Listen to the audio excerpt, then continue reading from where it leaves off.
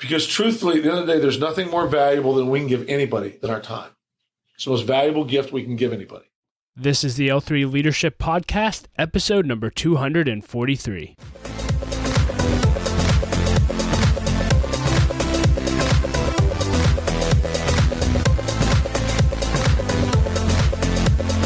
What's up, podcast family, and welcome to another episode of the L3 Leadership Podcast, where we are obsessed with helping you grow to your maximum potential and to maximize the impact of your leadership. My name is Doug Smith, and I am your host, and I am really excited about today's episode. For the first time ever, we're doing an Encore episode, and this is something that our podcast producers recently encouraged me to do, and as I thought about it, I realized that I have so many interviews from the podcast that I love and that I believe everybody should listen to, but they were over 100 episodes ago, and you may never take the time to go and find them, and so as a result, I'm going to be sprinkling Encore episodes throughout the year, and I'm excited to share with you some of my favorite interviews and episodes that you may have never had a chance to listen to. And so for our first Encore episode, I'm sharing with you one of my favorite interviews of all time, and it was with Clint Hurdle, the former manager of the Pittsburgh Pirates. Clint was a manager of the Pirates for many years here in Pittsburgh, and I got to know him a little bit personally, and he is an amazing leader. He is full of wisdom and humility, and he's had to learn a lot of hard lessons throughout his life, but what I love about him is he's always willing to be vulnerable and authentic about those lessons and share them with others. You're just going to fall in love with Clint Hurdle, I'm telling you. In the interview, you'll hear him talk about his favorite moment as coach of the Pirates. You'll hear him talk a little bit about coaching, leadership, faith, family, and legacy. Just get ready. I've listened to this podcast literally probably 15 to 20 times. I enjoyed it that much, so I hope you do as well. But before we dive into the interview, just a few announcements.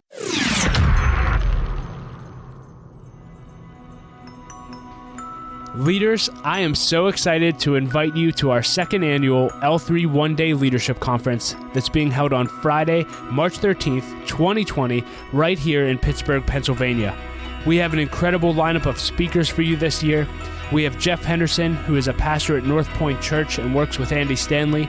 He also recently authored the book 4, and that book is so incredible that we're actually giving a copy away to everyone in attendance at L3 One Day this year. And I've heard the talk that Jeff is going to give at the conference, and as soon as I heard it, I knew I had to have him speak at L3 One Day and share this talk. And leader, I'm telling you, you are not going to want to miss this conference just for that talk alone. In addition to Jeff, we have many other incredible speakers. We have Laura Ellsworth, who's the partner in charge of global community service initiatives at Jones Day. She's one of the best speakers I've ever heard in my life. We have Bill Strickland, who's the founder and the chairman of the Bidwell Training Center here in Pittsburgh. We have Greg Weimer, who's the partner of Confluence Financial, and a few others, and it is just going to be an incredible day. But leader, let me tell you why that I believe that you and your team need to be in the room at L3 One Day, more than just who's speaking. It's because I believe you are one idea and one connection away from changing your destiny and the destiny of your organization. I'll say that again. I believe you are one idea and one connection away from changing your destiny and the destiny of the organization. Leaders, get in the room. Because here's what I know. You have no idea what you're missing when you're not in the room. I love what Gerald Brooks said. He said this about being in the room. He said, leadership can be taught, but it has to be caught. And when you're in a room with high-level leaders, you feel it. And often in leadership, it's not the lesson that you need, it's the life of a leader that you need. And I know for me personally, it's been the lives of the leaders that I've been able to connect with at events like L3 One Day that have meant everything for my growth. And so please join us. We're offering a special discount for podcast listeners. You can go to l3oneday.com to register and use the promo code PODCAST to get 10% off of your ticket. Again, that's promo code PODCAST and you'll get 10% off your ticket. This episode of the podcast is sponsored by Baritone Advisors. The financial advisors at Baritone Advisors help educate and empower clients to help make informed financial decisions. Find out how Baritone Advisors can help you develop a customized financial plan for your financial future.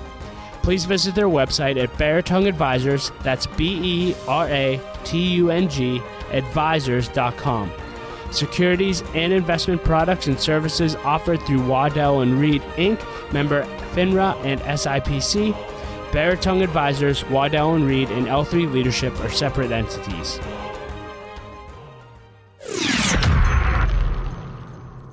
And with all that being said, let's dive right into the Encore episode. Here's my interview with Clint Hurdle. Clint, thank you so much for being willing to do this interview. Why don't we just start off with us telling, for those of you who don't know who you are and what you do. I am a husband. Married to Carla June Yerrick, now Carla Hurdle. I'm the father of 3 children. 31-year-old Ashley lives out in San Francisco, and 14-year-old Madison, 12-year-old Christian. I'm employed by the Pittsburgh Pirates. I manage the baseball team here, have since 2011.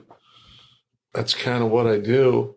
I'm involved. I'm a member in good standing in the Hampton Rotary Club. Nice. I was a past Rotarian, so yeah, fun stuff. And that's, I'm just like the neighbor down the street. Yeah. Just fun question. Favorite Pittsburgh memory so far in your coaching career here, what would it be? The play-in game in 2013, the blackout. Why was that your favorite? I've been fortunate, Doug. It is Doug, correct? Correct. That's good. Yeah. Dougie Wuggy, Maddie. I told Maddie I was going to go speak to Doug Smith today. She goes, "Is that the Dougie Wuggy we knew in Texas?" I go, "No, that was Doug Banks. That was Doug Smith." Dougie Wuggy's fine. I love it. Been to the World Series 3 times, and I've played in championship games in the National League and the American League. To get there, never Game 7 in the World Series. However, that particular game had more emotion, pent-up emotion. I mean, you talk about a city, a fan base, 20 years without a playoff game, 20 consecutive losing seasons, the blackout idea, the generational support we had in the stands. I heard story after story that was a grandfather, a father, and his son sitting together, and for the game to go the way it did, and then for the fans to call out Cueto and drop the ball. The next pitch is a home run. I mean, I had goosebumps. And the way our city showed up, the way our ballpark showed off, because our ballpark is a beautiful ballpark that night, it was magnificent. So for me, that's the top of the list right now. And I've been fortunate, as I said, for some different things to have witnessed and been a part of. That one is at the top of the list. That's great. I want to spend a little bit of time talking to you about coaching and leadership.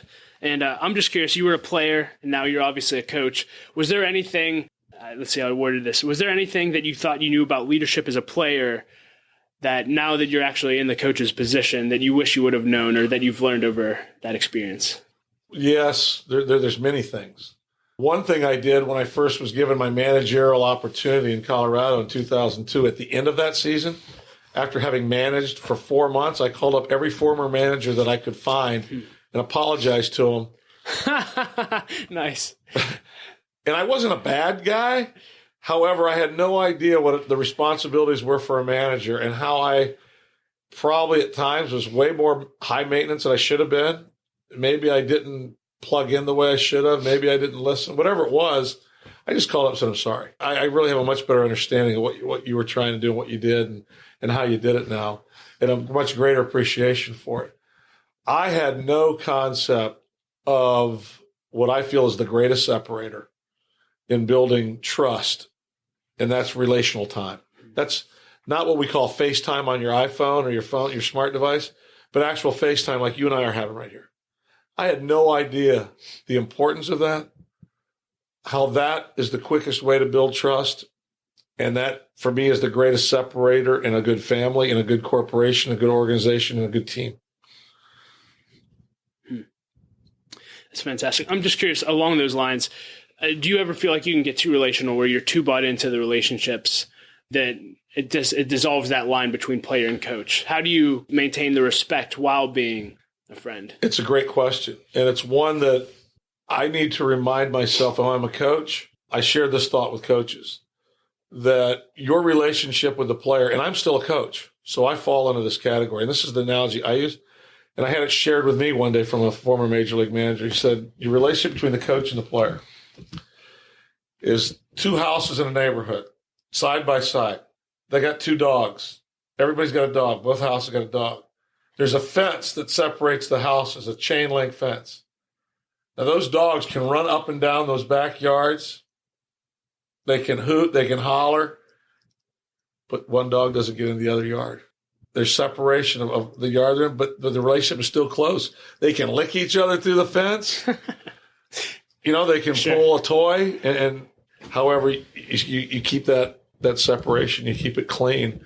that there is a point in time where there needs to be some separation, because you're not a player if you're a coach, and you're not a coach if you're a player. Then from the managerial aspect, I do try and make sure I'm empathetic of people's personal space. And I don't need to coach up everything. I need, more importantly, to let them know that I do care about everything that happens to them. And I'm there for support at any time. And I think then by developing that relationship we talked about earlier, then I'm going to have somewhat of an alarm system if something's a little bit out of whack in their life. And then I can just say, how are you doing? And then truly listen to how they're doing. More often than not, we throw out a how you're doing as we're walking by each other in the hallway. Not enough people stop and listen to the answer to the how you're doing. And then to take a step further to have the conversation about how you're doing. Yeah. So it's great that you have those conversations, but then there's the part of leadership that I'm sure it's probably more difficult, the hard conversations. And I'm sure you're forced to. You don't really get an option to not have tough conversations. How do you have those conversations? What skills have you developed over the years to sit a player down and look them in the eye and say, you're not cutting it, or, hey, we have to let you go, or, I don't know what that's like, but can you just talk about how you do that and balance that? It truly is. I think it can be one of the best opportunities for that person to know that you, number one, you're going to be truthful. You stay with the facts. You show empathy. Because I do care about the players that I send down or the coaches that I have to move, because they have families that they represent. And when you pour into people, it makes that separation or that hard, tough conversation harder. But I'm good with that because it's worth it. I don't want to be sterile and mechanical where it's business and it's just something you do. That for me would be horrible. And I don't think you get the maximum input and feedback from your employees, your personnel, whoever it might be, if there's not trust and there's not a relationship built. I tell them the truth. I don't try and soft code it or sugar coat it, but I say it with empathy. We just went through a very difficult situation here with 3 coaches. I had a staff transformation where I made some coaching changes.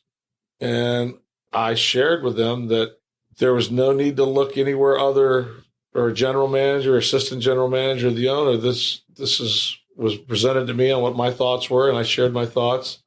These are my thoughts. And I also like to believe that those conversations, it shouldn't be the first time that something that hasn't worked well is brought up. That's one thing I've learned in our industry, and I learned it at a very young age, that more often than not, a firing or an assignment down, or if that's the first time you hear about where you weren't measuring up, that's really not acceptable. There's a better way to do things.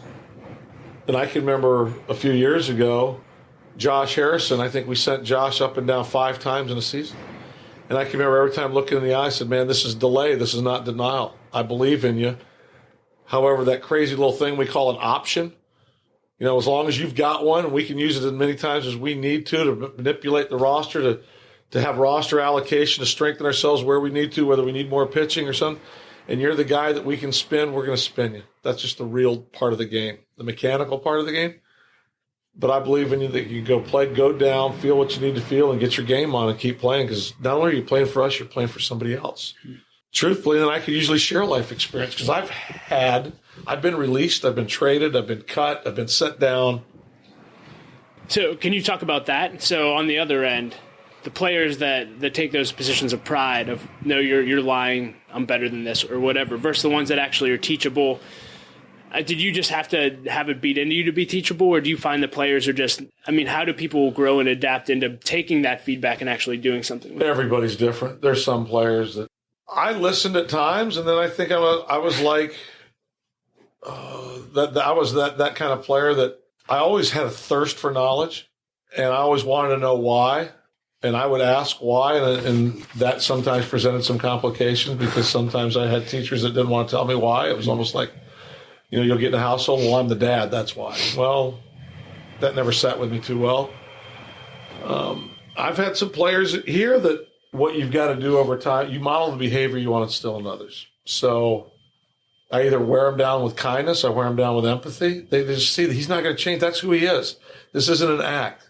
I'm going to tell them the truth. I'm going to tell them the truth when it's good truth. I'm going to tell them the truth when it's hard truth. I'm going to tell them the truth when it's bad truth for them personally, but I'm going to tell them the truth. That way, I'm honoring my position, what I need to do. I'm honoring the organization. I'm not talking out both sides of my mouth. And I always let the player know that, is there a teachable moment in here for you? Is there something that you can really benefit from that maybe you haven't learned before? Maybe through this situation, you can understand that, you know what? You're not the best in the game right now. Or I use the word yet a lot. You're not a major league player yet. Getting here is one thing. Staying here is another. That's the challenge once you get here, is to stay here. Now, if you don't get to stay here and you're asked to leave, to go down, find out why, what areas you might need to work on or improve upon, and go do it. And I do remind them, for the ones that aren't receptive, that, you know what? Life's not fair. Life's not fair. And you're going to get dealt adversity. You're promised it. And what that does, though, is gives you the opportunity to develop your character, your perseverance, because there is another side to come out on with the right mindset, where you will become better and you won't just be bitter over the experience. Yeah. So can you talk about, I've heard you speak multiple times, and you talked about one passion you have is just developing young men. I mean, that's one of your favorite parts of coaching, if not the favorite, I don't know. Can you talk about what are the core values that you bring into the team, and then how do you drill those down and actually get them to grow into those core values, or grow them into the men that you see them potentially becoming? Well, I think if we could all turn back the projector and watch our own life experiences from the time we were pre-teenage to teenage, adolescent to 18, when the world tells us we're an adult and we're really not. Yeah. Or 21, whatever the legal age is. I think that you really can't put an age-specific number on it, because my son has a better core value system in place at the age of 12 than I did probably when I was 18 already. That's great. He's a transformational leader. He's a servant. He has a sensitive heart. He has a lens and looks at what he can give versus what he can take. And I wrestled with that throughout life, being a giver or being a taker. And that's one thing I share with the players. And I think when you can get young boys, to understand that manhood is real and it's not something that you're just given, it's something that you need to earn and develop, the responsibilities that come with it. You need to find your personal why. Why do you do what you do? Why do you like it so much? What drives you? What's your motivating factor? Then how do you plug that into a team concept? And then how do you plug that into a personal concept? Are there values within a team core structure that you can also put in place in your life? Impacting others, and not impacting them by getting in their way, just being a servant. That's something that I really didn't get till, my late 20s. Maybe after that I need to use my eyes and my ears much more than I need to use my mouth. I can share wisdom with my eyes and my ears by watching what other people do, and then sharing some thoughts by listening to what other people say, and then when asked, share some thoughts, rather than you and I sitting here and I can't wait for you to finish a question so I can talk, and I don't listen to what you have to offer, what you say. It truly becomes about having no agenda, just being here to hopefully put you in a position with this podcast to share some insight on others to develop their particular skill sets or talents. To let you know, by spending time with you, Doug, I hope that I'm empowering you, that you do matter, that you are significant. You didn't have to be some CEO downtown Pittsburgh to spend 45 minutes or an hour with me. Yeah, thank you. This is real life and real people. That's not a caste system. You don't know who you can impact on a daily basis when you just use your eyes and use your ears. It might be somebody in the hallway here at PNC. It could have been a service person over at Soho where I had lunch. Because with the position I'm in, for the people that do know, they watch how I act. They listen to what I say. Most importantly, around town, they watch what I tip. One of the downsides, as a manager, you want to make sure you tip appropriately, because if you don't, you can get to social media in a hurry. Yeah. And I don't want to do it in the poor fashion, just to tip to gut it, but I want to let people know I appreciate their service. Yeah. So do you have a system, like a guy comes in, or even just annually, do you guys have like weekly meetings where you just share leadership lessons, or do you just spend an hour a week with each player? I mean, what do you do intentionally to develop them? We have an intentional time. First of all, it starts in spring training, and I will bring in external speakers. The list of guys has grown over the years. There's a young man on the West Coast named Chance Scoggins who used to write a blog, if you look him up. John Brubaker's another guy I bring in, a former lacrosse coach. John Gordon, very nationally prominent speaker. Bill Treasurer has written a couple books. I brought him in. We brought in Joe Ehrman, who written one of the best coaching books that I've ever read. We brought him in. So I look for different voices with common fabric in the message. We'll pick particular topics where the coaching staff and I will sit down and spend some intentional time with each other.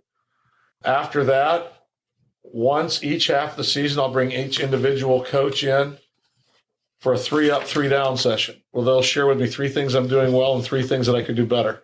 And then we feed that down, and that coach will have that meeting with the players in their respective areas. And then I'll find FaceTime with each individual player.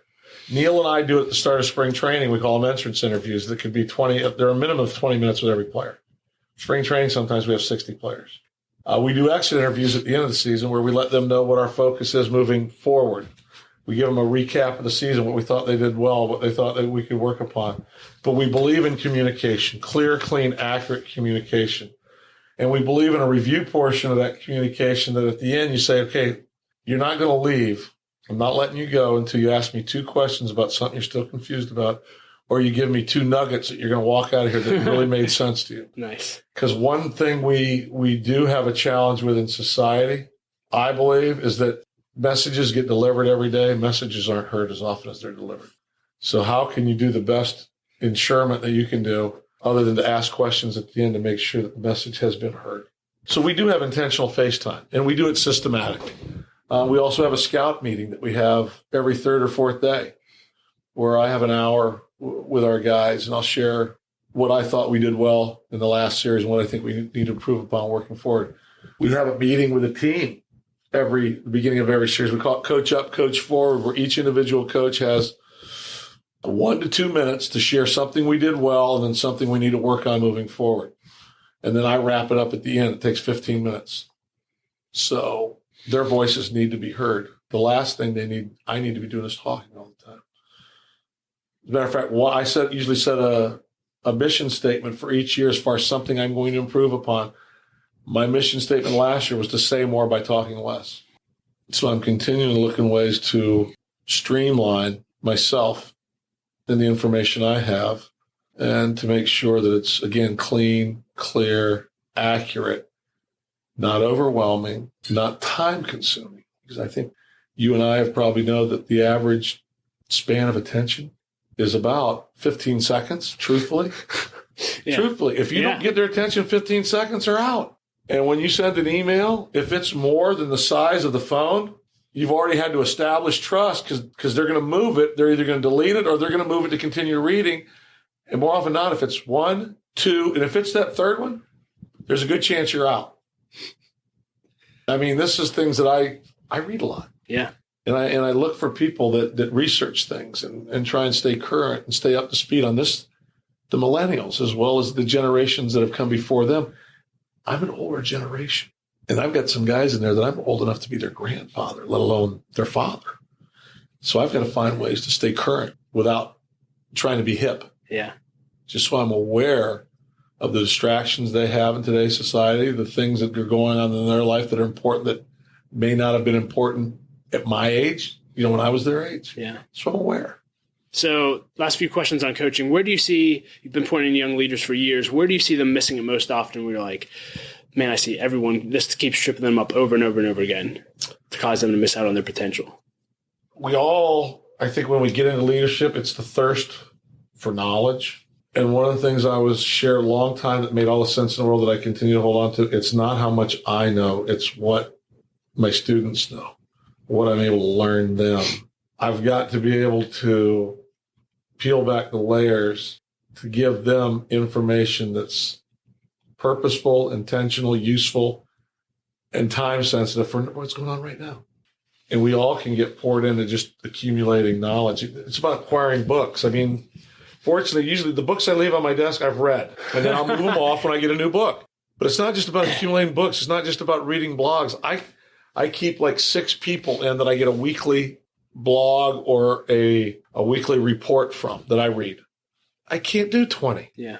I use James Clear. I use Chuck Swindoll. I have some faith-based guys that I read religiously. Charles Stanley, Chuck Swindoll, Rick Warren, John Eldridge. Those are my 4 faith-based guys.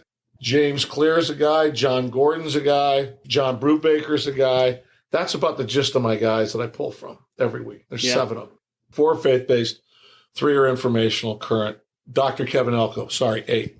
Those are the people that have sharpened me and continue to sharpen me. Well, while you're on that, it's a question I have later. What books do you find yourself giving away most often or gifting, or that you would? What are your top 5 or couple? Normally starting off, it's that read. It's that purposeful read that talks about a young man thinking he's got it all together, then it all falling apart, and then find a way to redefine himself. And there's a lot of those books out there, I think, because we all can relate to failure much more than we can excellence initially. And then you work your way up to Colin Powell's biography. I mean, because it's an impactful book. It's awesome. Yeah. But I couldn't have read that at the start of my leadership journey. Yeah. John Wooden. I couldn't relate to John Wooden at the start of my leadership journey. The pyramid of success, what? And then the way there's a stone in there's a block in every pyramid. It all makes sense now. Wooden is at the top of all those lists, both those lists. And I send out a weekly message from John Wooden. It's called Wooden's Wisdom. I call it Wooden Wednesday, and it's classic. It's timeless. It's genius because of its simplistic nature. However, it's deep-rooted servant's mentality. More often than not, we're in a hurry to be a leader. It takes time.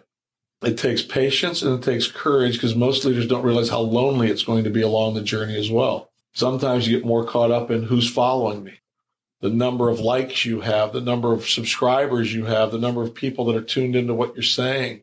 That doesn't work for me either. However, the one thing I re-identify with all the time, I can't lead anywhere if I'm not leading at home first. And that is my go-to. And that's why I'll have a one-up, one-down with my wife. I have a one-up, one-down with my kids every couple of weeks. What's Daddy doing well? What does Daddy need to stop doing? Is there something I need to stop doing? Is there something I can do better? We have those conversations at home because if I'm not leading at home, I should not be even attempting to lead anywhere else. Do you have any strategies for how do you balance faith work? I mean, you're on the road a lot of the year. How do you actually maintain your family while holding the schedule you have? More often than not, at least every other day, I wake up and call my kids before they go to school. And it can be challenging. If I'm on the West Coast and they're leaving at 7:20, I get up at 4 o'clock and I call them and I talk to them for 15 minutes. I go back to bed. My wife and I find time where we can just talk about what we need to talk about. I find different ways, whether it's FaceTime on a phone. That kind of FaceTime is usable. Can be appropriate. I'll send them a small little easy text for the kids. I'll send them a picture. I just find ways to continue to plug into what they're doing. Maybe it's a joke. It can be a picture of the mascot in the visiting city we're in and a little story that goes along with it. Whatever it is, I just find ways to continue to let them know they're on my mind. I'm thinking about them. Here's what happened to Dad today. Here's what Dad found funny. And we knock out that time. We put that at the top of the list. I don't try and jam that into my itinerary. That's good. So your position has provided you influence. It's also provided you financial money. So I'm curious, what have you learned about the two? You see someone at a get-go probably every day, and you can either duck your head and look down and say, dear God, here's another person I have to interact with. How do you view using your platform for the good of the city? And then 2, just what have you learned about money and even watching players use it? Everyone young thinks, if I made as much as a manager of the Pirates made, then I'd have it made. Can you just talk about those 2 things? Well, number one, I don't drop my head and try and walk by anybody. I don't because I look at them. There's many times they'll duck their head and drop by me because some don't even know who I am. Some people don't want an interaction with another person. However, the ones that we do lock in and make eye contact, some of them want to say hello. Some of them want to thank me. Some of them want to give me a lineup. Some of them want to complain. Whatever it is, but I give them that opportunity because people want attention. And some people just want to say hello. And some people want to just pat me on the back and encourage me. So I give them that opportunity. Does it sometimes make my visit a little long? Yeah, but that's okay. Because truthfully, at the end of the day, there's nothing more valuable than we can give anybody than our time. It's the most valuable gift we can give anybody. Whether it's a minute, 5 minutes, an hour. The value of money, my wife and I have this conversation. We're not any happier right now than we were. We've been married 17 years. We dated for 8. We're not happier now than we were when we first met. Our lives have changed. We have some different options. We live in a bigger house. We do drive some nicer cars. We give away more money than I ever thought I would ever give away. I didn't think I'd give away any money. The tithing we do, the donations that we make, we're blessed. We want to share the blessings, because it's, from my perspective, the house, it's God's. Everything we're renting, the money I get right now, it's a blessing. Share it. Spread it around. Spread the love. I love seeing the joy on other people's faces when we can provide a monetary gift that makes a significant difference along the way, whatever that might be. One of the things my kids love to do is to go in a restaurant and pick up somebody's tab anonymously. They have trouble with the anonymous part. My daughter does. She wants people to know. My son, we're good. It's just, we'll pick somebody out. I'll let them pick somebody out. Love that. And then we just move on. People also don't realize that I lived check to check until the age of 40, it was 2002, 43 years old. And unfortunately, I made some decisions that didn't work out. I was divorced twice. I'm a recovering alcoholic. I never worried about money, though, through all this either. I mean, I just had it. I made it. I had to give it back. I had to give it away. I had to share it. However, I did live check to check until I became manager of the Rockies. That was the first time where I was able to start really saving some money. When you have a child from another marriage, you have 2 ex-wives, you split things up, you share things. There's one of the greatest things that I've come to the realization I didn't understand all the time. One of the greatest sayings that is ever shared with me is that, God loves us so much, he gives us the freedom of choice. He also loves us so much, he doesn't let us pick the consequences of our bad choices. We want to choose the consequences as well when we make bad choices. That doesn't happen. We don't get to pick those consequences of our bad choices. And I made some choices that weren't good. Yeah. So I probably have a greater, deeper appreciation for what money isn't than what money is. I love that. Can you talk about praise and criticism? So I'm assuming as a leader, you need to somewhat become dead to both, right? Because one minute you can be the town's hero, the next minute they want you out of here. How have you learned to handle that over your career, whether that's as a player, a coach, et cetera? Because that has to be, you're on the paper every day, radio, et cetera. Oh, yeah. I mean, I think you've got to have a sense of humor.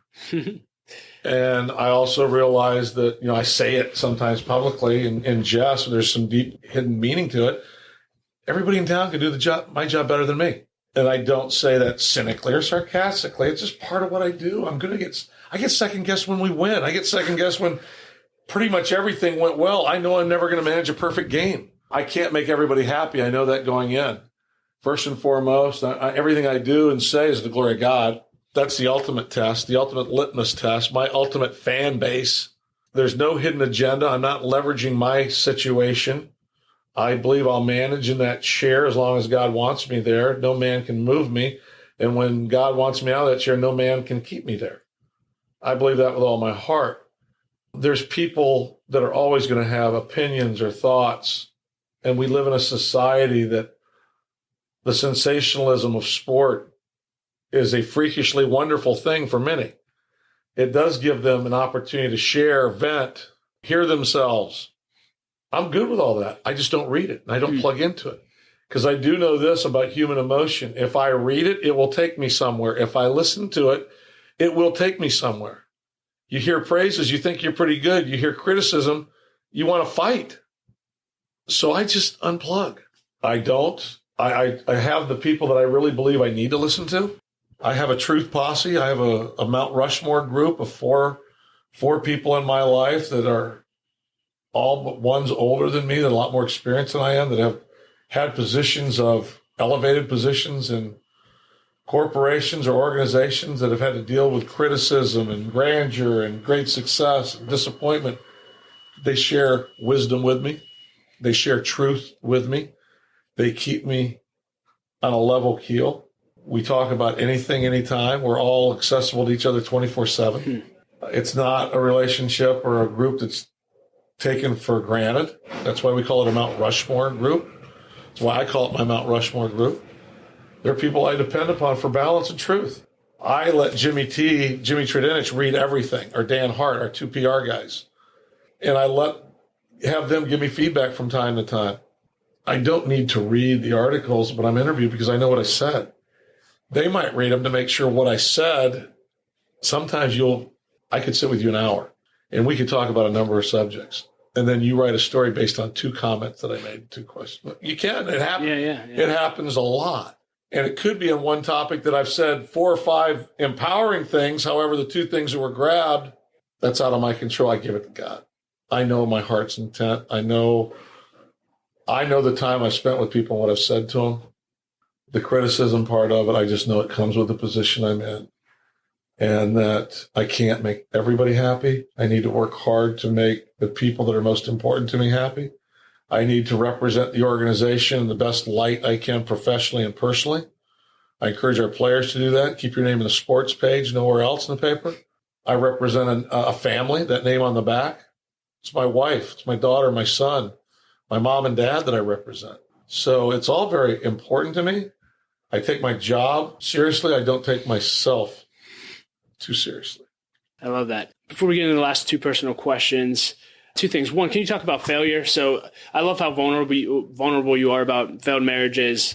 You're an alcoholic for years. Can you just talk about, 1, I guess the importance about being vulnerable because we all mess up. And then 2, what have you learned about failure that young leaders should know? Because they're going to fail. If you're not coming up short in something, you're not reaching far enough. There's no telling what we could accomplish if we just set our goals a little bit higher. If you keep nailing your goals, maybe you're not stretching yourself enough. And I believe everybody loves a story, number 1. We all love to be told a story. Number 2, we identify with failure much better than we do success because each of us has misstepped sometime point in their life, or there could be a kid that's come from a broken home. My daughter's going to come from a broken home. My daughter, Ashley, it's 31. She's had that experience. There's life lessons that she's learned. I let people know where I believe I made my mistakes, what I did to correct my mistakes, and what I've done moving forward. Because the final chapters are going to be the best chapters. God is such a forgiving God. However, he doesn't want the same mistake over and over. Nobody does. So you make a mistake, you admit it, you correct it, you apologize, and you move on and learn from it. And that's what I've tried to do in the areas that I've had my missteps. Also to help other people understand that, look, other people have done what you've done and gotten through it and pushed through it. That doesn't mean failure for me. It's an event. It's not a person. Can you just talk quickly about the importance or how does faith play a role in what you do on a day-to-day basis? It's the essence of everything I do. I do believe that I have a personal relationship with Jesus Christ, and that has made all the difference in the world for me. It's impacted my life. It's given me a sense of my why. If you look through the Bible, the 12 disciples, you want to talk about failures, grab each one of them individually, and there's a horror story in there somewhere. God loves taking a broken man, a flawed man, and helping him find his way back and then being used for his glory. And when we can find that way to take our brokenness and turn it into his through his forgiveness, and then push back out there with his strength and to live his will for my life, not my personal will, not my gain, but to serve in whatever capacity he thinks I'm capable of serving, to be the best husband I can be, to be the best father I can be, to be the best friend I can be, to be the best son I can be, to be the best manager I can be. My day's full. Yeah. I don't have a lot of time to get all caught up into me. There was times in my life that I shared this morning. The smallest package in the world is a man wrapped up in himself. And that was me for a number of years. If we were in a relationship, Doug, I'd be your friend. Yeah. I'd make sure it was a win in there for me somewhere, though, too. I'd help out, but I was not leveraging things. What could I get out of it? Where truthfully now, unconditional love, the love that Carla and I have been able to develop because of our relationship with Jesus. Also, you know how much Jesus loved us? He gave us a daughter with special needs. And I know some people look at that's she's been nothing but a blessing. Oh, it's hard. Trust me, there's days we didn't sign up for this, that we look at each other. Those are the days I need to pick her up or she picks me up. We complement each other. We figure it out together. God loves us so much. He gave us the responsibility of caring for that child. Loves us just as much. He gave me a 12-year-old son. Loves me so much. He put Carla in my life at a very pivotal time. I mean, I lived with this woman. We had a relationship for 6 years. I asked her to marry me. She said no. I think that I ever shared the story with you, Herbie. She said no. And I said, she goes, that's a very interesting question. She didn't say no. She said, that's a very interesting question. I go, well, that's not the answer I've grown accustomed to over the years. Right. And she basically looked me in the eye and told me that until you find a way to make yourself happy, Clint, you'll never be able to make me happy. That's when I went on my wilderness trial. I went back and I went old school with my development. What was I doing well? What wasn't I doing well? I realized I couldn't find where being a drunk played out anywhere in the Bible where that was a good character reference or a good character trait to have. So I recommitted my life to Christ. You heard me share that the other night. I mean, and then I went and got some help with my drinking problem. And it's amazing what has spun off all those two decisions. Because that's where it started. I recommitted my life to Christ. Love it. Last two questions. If you can go back and have coffee with 20-year-old Clint Hurdle, what would you tell him? Interesting enough, if you'll go online, Stephen Nesbitt wrote an article similar to this question. Okay. It was a letter to my former self. Interesting. And it's actually in a format, in a thing called the Players Tribune. It's online. I'll include a link. Yeah. Players write from time to time. Joe Theismann wrote one of the best. There was another basketball player that wrote a fantastic one. It might have been Michael Jordan. Joe Theismann's was awesome. Dwight Gooden wrote one that was awesome. But I wrote one, and it was about, what would I tell him?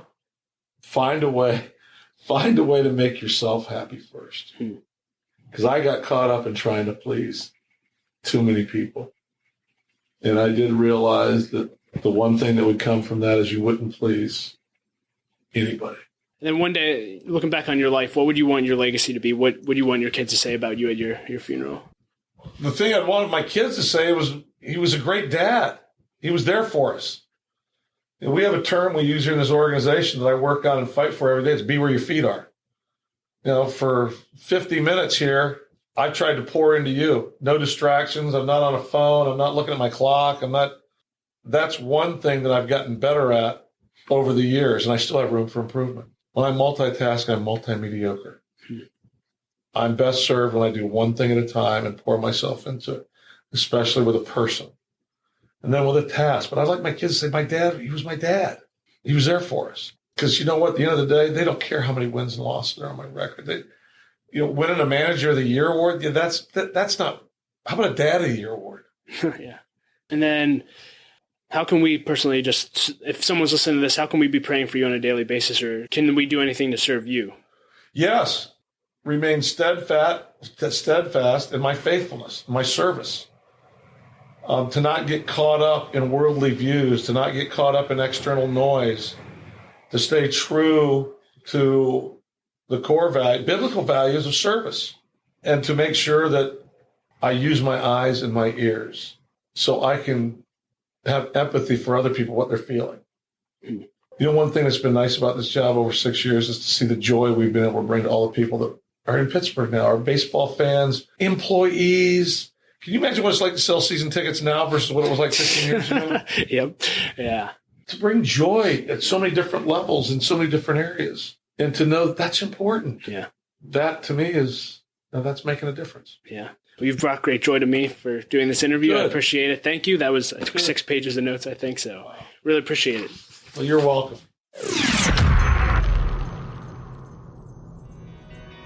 I'd like to thank our sponsor, Henny Jewelers. They're a jeweler owned by my friend and mentor, John Henny. My wife, Laura, and I both got our engagement and our wedding rings at Henny Jewelers, and we absolutely love them. Not only do they have great jewelry, but they also invest in people.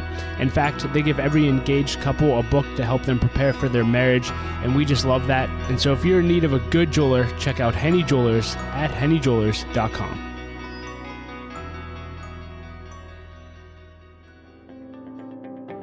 I'd also like to thank our sponsor, BAB Inc. BAB is an insurance broker, a third-party administrator, and consulting firm led by my friend and mentor, Russell Livingston. Russell is extremely passionate about developing the next generation of leaders, which is why he's partnering with us on this podcast, and he's also opened up his offices here in Pittsburgh to host our monthly leadership events, and we are extremely grateful for that. The nonprofit that I work at, Light of Life Rescue Mission, started using BAB as our insurance broker around 3 years ago, and we've had an unbelievable experience with them, and we highly recommend them. So if you or your organization has any insurance needs, please check out and learn more about BAB at babbins.com. That's BABBINS.com. Hey everyone, thank you so much for listening to our first Encore episode, our interview with Clint Hurdle. I hope that you enjoyed it as much as I did. You can find ways to connect with Clint and links to everything that we discussed in the show notes at l3leadership.org/episode 243. And hey, while you're online, don't forget to register you and your team for our L3 One Day Conference coming up on Friday, March 13th at l3oneday.com. And remember to use the promo code PODCAST for 10% off. And as always, if this podcast made an impact on your life, please share it with others that it will add value to, and leave us a rating and review on iTunes. That does help us grow our audience and add value to more leaders, which is the whole point of this podcast. So thank you in advance for that. And as always, I like to end with a quote. And I'll quote Gerald Brooks again. He's the best. He said this: "Your position is never an excuse to be an exception." I love that. Your position is never an excuse to be an exception. Hey, thank you for listening and being a part of L3 Leadership. Laura and I appreciate you so much, and we will talk to you next episode.